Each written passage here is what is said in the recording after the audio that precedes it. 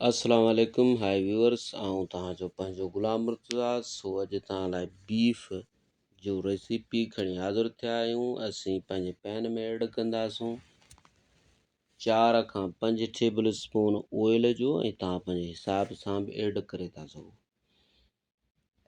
हाणे ही असीं ऐड कंदासूं 1200 ग्राम ब्राज़ीली बीफ, जेको हिन स्लाइस में तव्हांखे 1.5 इंच खन में जेको आहे कटणो आहे। सो डिलिशियस असांजो रेसिपी तैयार थियण ते आहे, beef stay fry. So without sauce जो ठहंदो, तक़रीबन हिन में सॉस न हुअण जे बराबरि आहे, बसि थोरो घणो आहे सॉस, बट एक्स्ट्रा जीअं असांजो एशियन फूड ठहंदा आहिनि ईअं न आहे।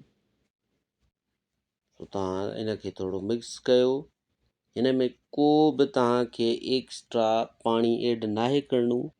बीफ जे ई पाणीअ में जेको आहे, गोश्त जे पाणीअ में हिनखे असांखे ॻारिणो आहे। सो तव्हां ॾिसी था सघो बिल्कुलु गोश्त असांजो पाणी छॾे ॾिनो ऐं विदाउट ही बून्स आहे, बून्स न आहिनि, हॾनि खां बग़ैर ॾिसी था सघो बिल्कुलु पाणी छॾे ॾिनो अथसि।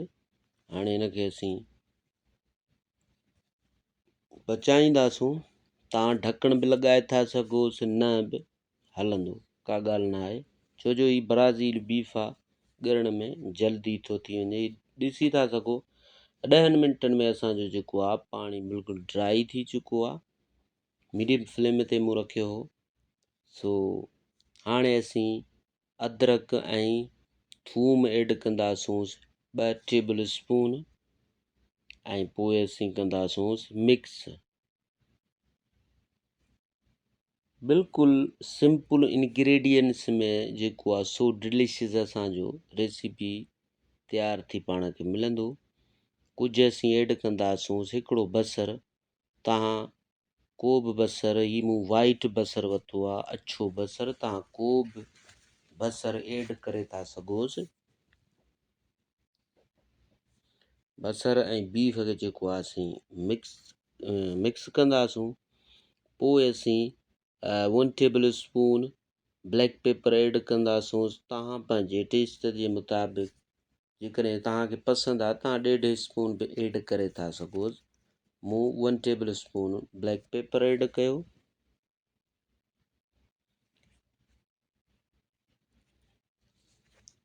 हाणे असीं जेको आहे हिनखे थोरो मिक्स था कयूं, छो जो ब्लैक पेपर बसरु सभु गॾिजी वञनि एज़ ए बीफ में। हाणे असीं ऐड कंदासूं, ॾिसी था सघो असां जेको आहे बीफ मिक्स करे छॾियो। हाणे असीं 3 टेबल स्पून सोया सॉस जो ऐड कंदासूं। अचो त 3 टेबल स्पून असीं सोया सॉस जो ऐड था कयूंसि ऐं उन खां पोइ असीं ऐड कंदासूं 2 खां, इहो बि जेको आहे 2 तव्हां ओस्टर सॉस ऐड कयोसि। इन में टेस्ट अञा जेको आहे हिन जो सवादो थींदो। 2 टेबल स्पून असीं जेको आहे ओस्टर सॉस जो ऐड कयोसीं। हाणे हिनखे जेको आहे सभु इंग्रेडिएंट्स खे असीं मिक्स कंदासूं ऐं पोइ लास्ट में असीं ऐड कंदासूं बेल पेपर। बेल पेपर तव्हां ग्रीन, रेड एंड येलो वठी था सघो। जेकॾहिं तव्हांखे पसंदि आहे एज़ ए ब्रोकली, तव्हां ब्रोकली बि वेजिटेबल ऐड करे था सघोसि। उहो तव्हांजे पसंदि जे मुताबिक़ को बि तव्हां हिन में वेजिटेबल ॿियो बि ऐड था करे सघोसि। ॾिसी था सघो असांजो अल्हम्दुलिल्लाह बीफ रेडी थी चुको। सो इंशाअल्लाह आई होप ही रेसिपी तव्हांखे असांजो पसंदि आयो।